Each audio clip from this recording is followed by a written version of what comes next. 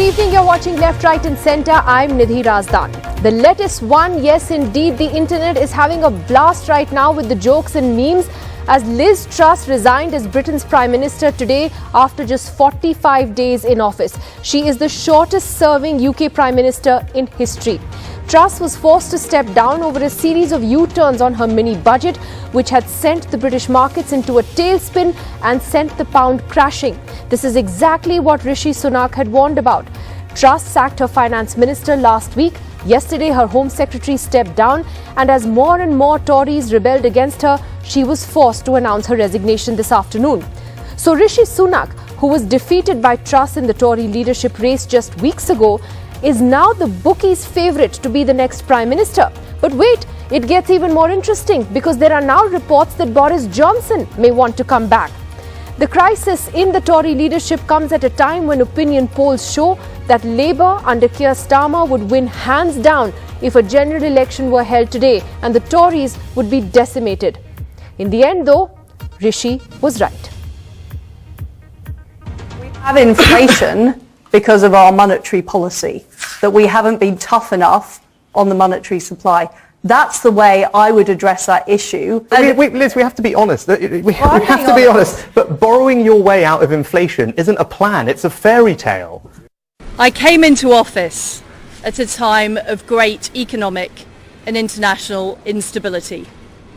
Families and businesses were worried about how to pay their bills. Putin's illegal war in Ukraine threatens the security of our whole continent, and our country has been held back for too long by low economic growth. I was elected by the Conservative Party with a mandate to change this. We delivered on energy bills and on cutting national insurance. And we set out a vision for a low-tax, high-growth economy that would take advantage of the freedoms of Brexit. I recognise, though, given the situation, I cannot deliver the mandate on which I was elected by the Conservative Party. I have therefore spoken to His Majesty the King to notify him that I am resigning as leader of the Conservative Party. This morning I met the chairman of the 1922 committee, Sir Graham Brady.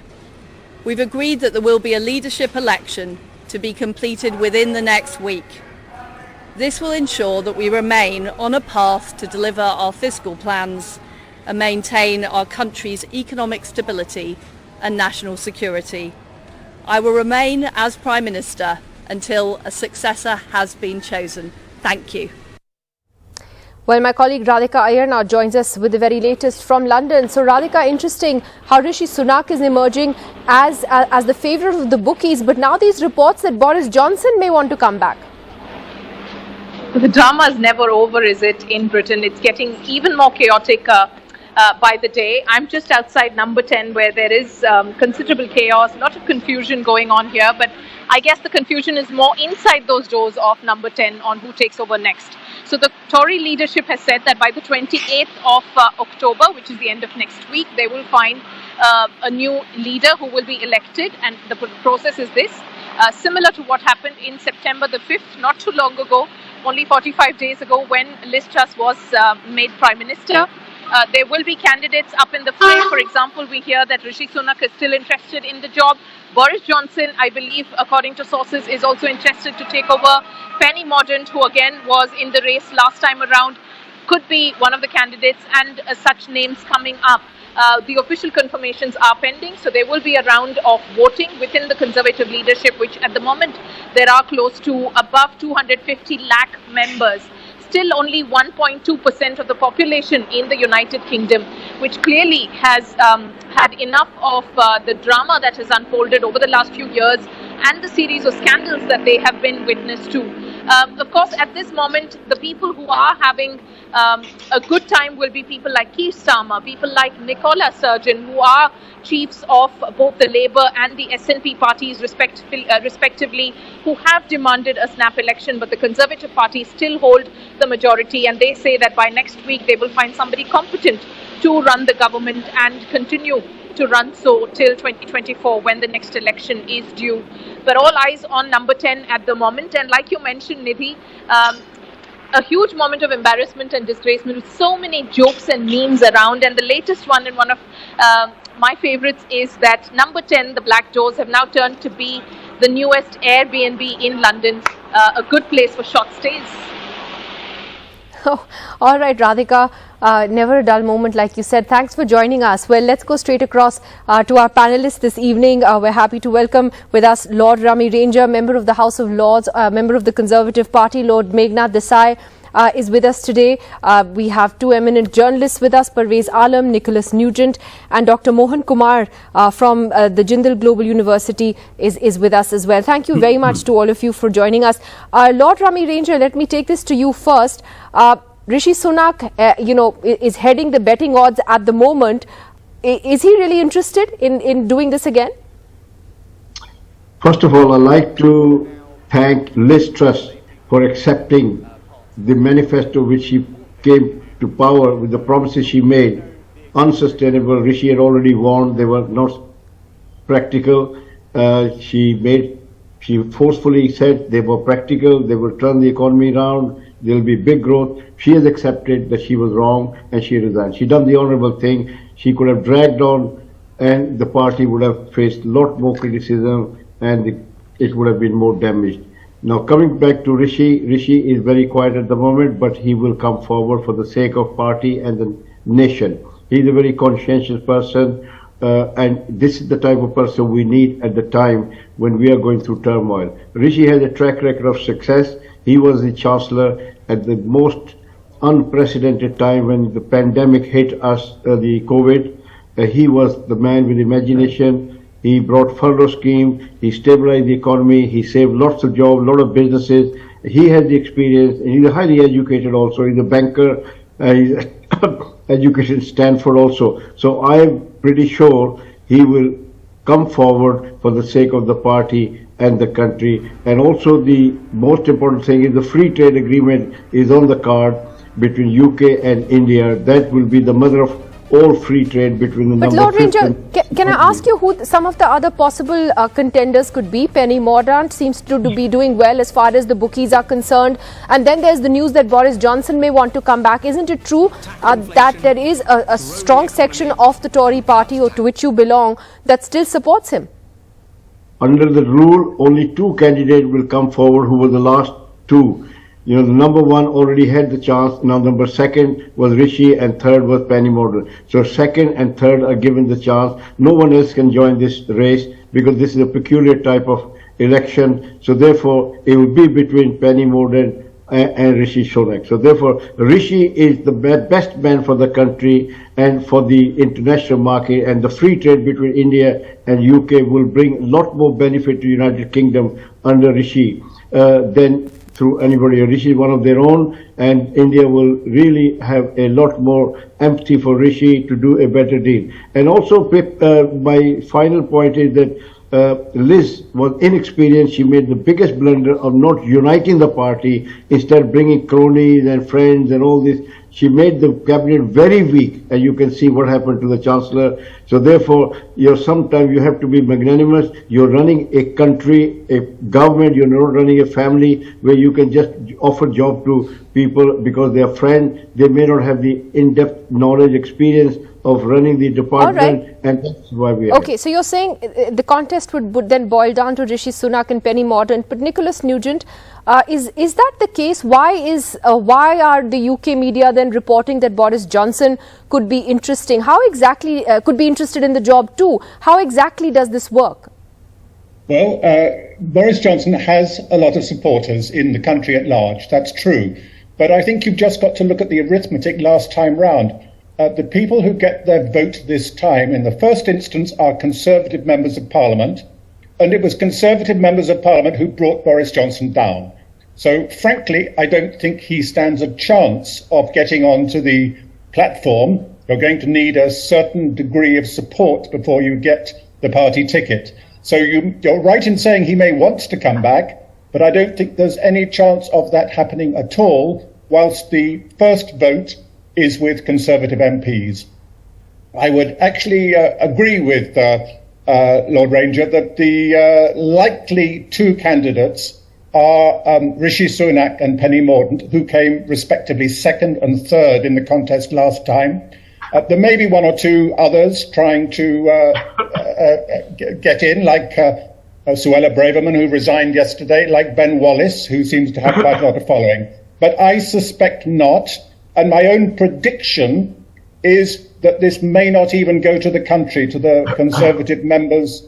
In other words, we'll have what they're loosely calling a coronation. Once it's clear who the favourite is, I suspect the number two will drop out. That's my prediction, so I think it might all happen within a week rather than by Friday next week, which is what they're talking about. Of course, we may be surprised, but at the moment, I'm absolutely in agreement that I think it's essentially a contest between Rishi Sunak and Penny Mordaunt. Lord Meghnad Desai, what do you think of Rishi Sunak's chances, and what are the chances, even if they are very remote, that there would actually be an early general election now? How long will this continue? I think, first of all, I have not heard, as your previous speaker said, that the contest would be confined to the second and third from the last contest. That maybe had been announced, but I haven't been following the television, and that has not yet been said. Suppose it is the case, which I doubt, because if there are two candidates, I think Penny Mordaunt will get the choice, not because Rishi Sunak is Indian and she is not, but because in Rishi Sunak's career, which is a very brilliant career, this job has come too soon. I think Penny Mordaunt is a more experienced person. She was very good yesterday when she spoke in the House of Commons when Liz Truss was not there, and even when she was there and speaking, Penny Mordaunt is very impressive. So I think if there was the case that only two candidates and those two candidates are allowed, I think Penny Mordaunt will get it. I'm sorry to say, I think Rishi was a very good chancellor and has a very bright future, but this job has come too soon for him. That has always been my view, and I'll confine to that. But I think it's much more likely that there may be pressure to open the thing out, just as people are saying about Boris Johnson. And I think Jeremy Hunt is the most likely person to get the job. Except he says he doesn't want the job. He says that he's not. That's what you always say. You see, in politics, the first thing which Rishi Sunak has not learned is, first thing you say, I don't want a job. You know, you have to have some kind of standard pretensions in politics to get anywhere. Rishi is too confident. I have to ask, I'm sorry, if Parvez Alam could come in on this. The fact is that even those who supported Liz Truss in this race between her and Rishi Sunak today acknowledge that Rishi was right, that everything that he said about the economy, about the fairy tale tax cuts. Right, I just like to ask Mr. Alam about that. Even those Tories who supported her realized that actually he was making a lot of sense.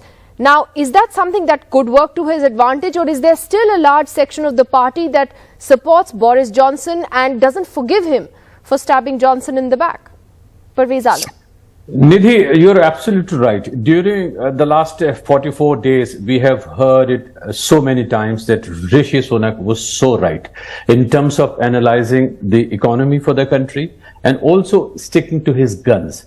I mean, Liz Truss kept saying that she is going to reduce taxes, and then whatever happened, and then Kwasi Kwarteng, her chancellor, announced the package, mini budget, went too far, too fast, etc. And then because this was just opposite to what Rishi Sunak was saying earlier.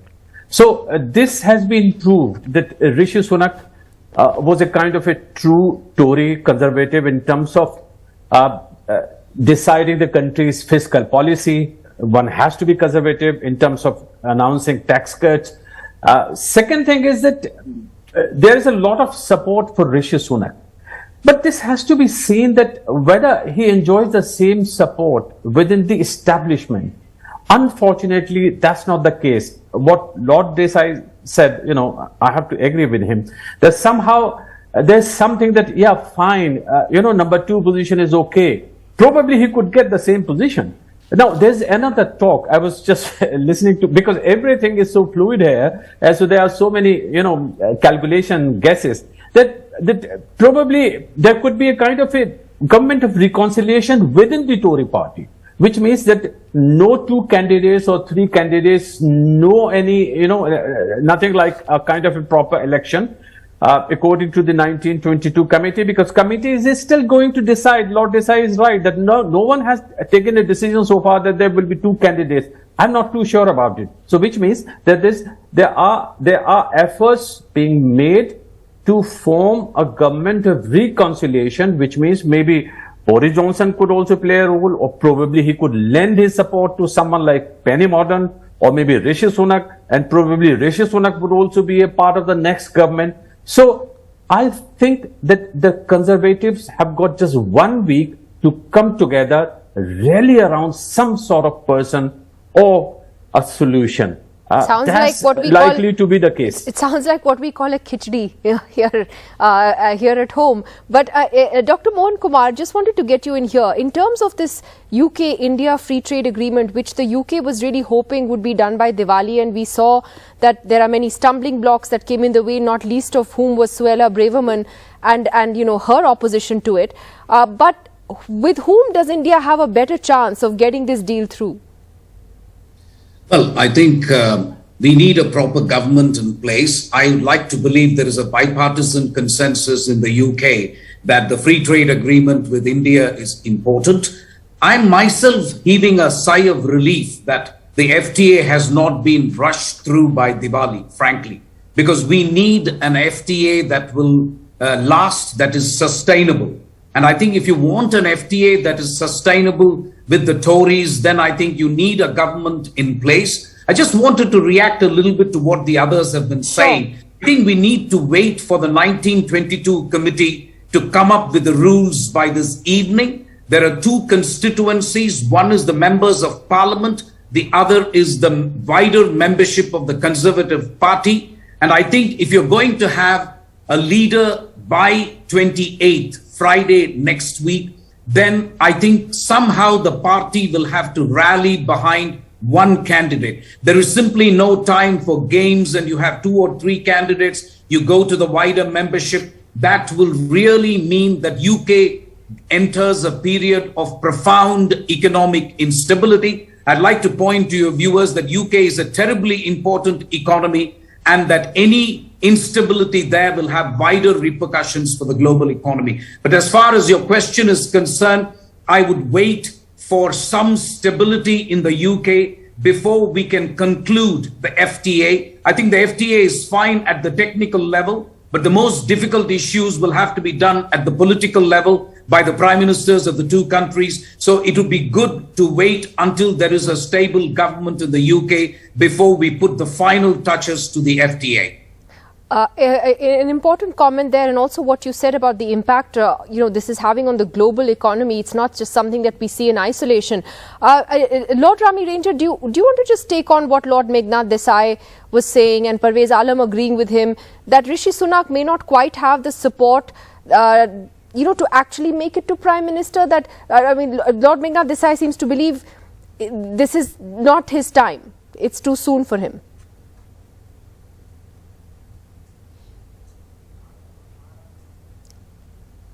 I think you're on mute, sir. Could you unmute your mic? Sorry. With respect to Lord Desai, he's a very senior colleague in the House of Lords. I look up to him for many advice, but I think he's not right when he says he doesn't have the experience, it's too soon. David Cameron had no experience when he became the Prime Minister of Great Britain.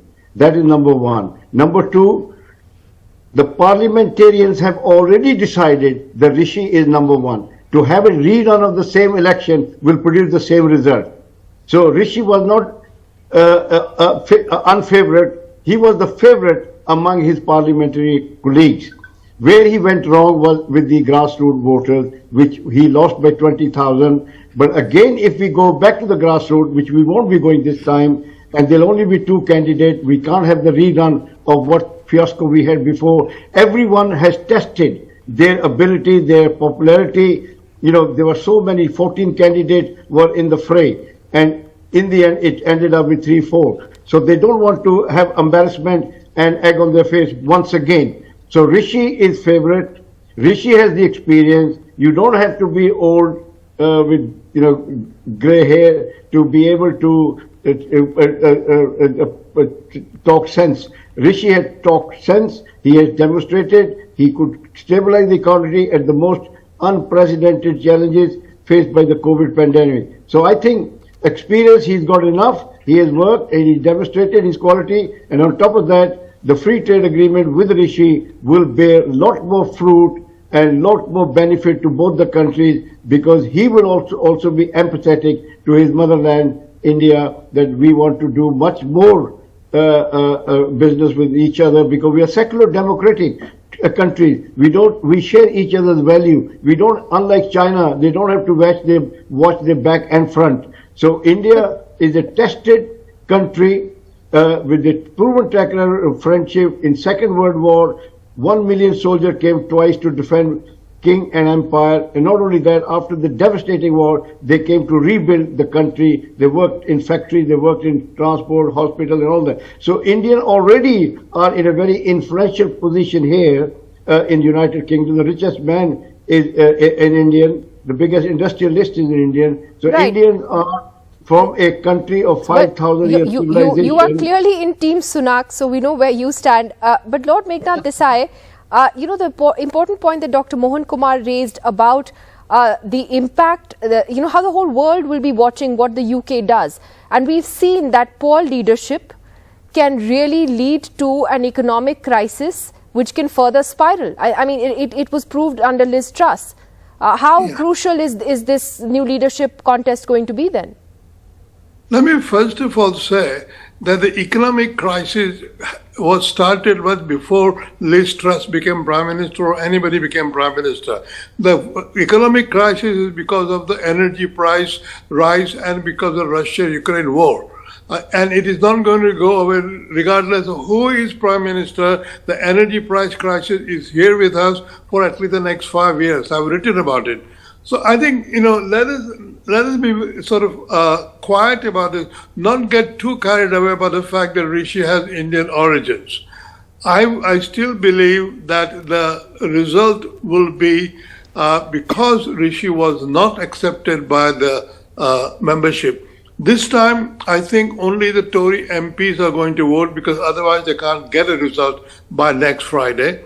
And I believe that there is still the things are open for someone like Jeremy Hunt to get the job, because he is mature, he has been a cabinet minister, and he has calmed the markets down by how quickly he ditched Liz Truss's policy, and Liz Truss could not resist. Right now, I think people will say, get Jeremy Hunt into the job.